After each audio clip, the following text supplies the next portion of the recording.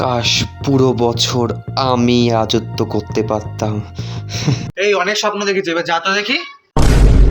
ও গরম, তোর তো খুব অসুবিধা হচ্ছে দেখছি। আর তাছাড়া এখন তো সবে পৌষ, মাঘ তো এখনো বাকি আছে। না, আর থাকতে হবে না তোমায়। মানুষের হাড় ভেঙে দিয়েছো, আবার মাগ।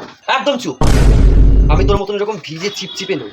না মানুষের খেয়ে শান্তি, ঘুমিয়ে শান্তি, না কাজ করে শান্তি। আচ্ছা, তুই মানে মানুষকে খুব শান্তি দিচ্ছিস? হ্যাঁ, তোর জন্য মানুষ স্নান করে না, গা হাত পা ধোয় না, নোংরা হয়ে উঠছে। তোর নাম শীতকাল না, তোর নাম কুড়েকাল হওয়া উচিত ছিল। থাক, নোংরার কথা তুই বলিস না। তুই আসলে ঘামে প্যাচ প্যাচে গন্ধ নিয়ে আসিস মানুষের শরীরে। ছি, আমি আর মুখেও আনতে পারছি না। থাক, তুই আর বলিস না। তোর জন্য তো পুরো জগৎটা পুরো জমে যাচ্ছে।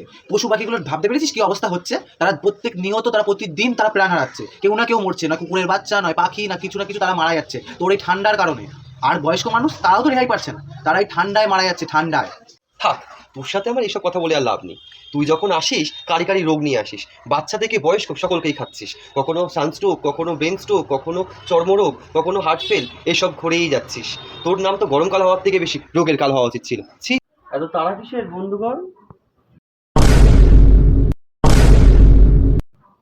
বসন্ত এসে গেছে, বসন্ত এসে গেছে।